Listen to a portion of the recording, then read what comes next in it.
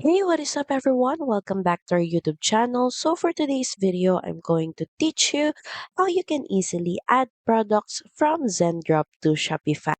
So all you have to do is head over to admin.shopify.com and make sure that you're logged into your account. Next, in a new tab, just head over to apps.shopify.com and in the search bar, just search for Zendrop. Then press enter. Just install the Zendrop app by clicking on Install.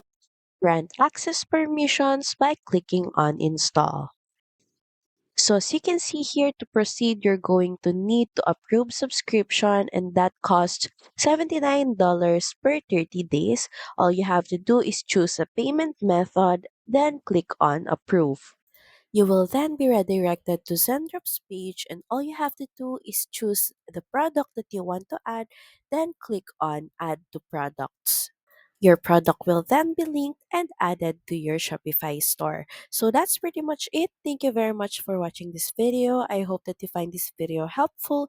And if you do, please don't forget to like, share, and subscribe to the channel. Now we'll see you again on the next one.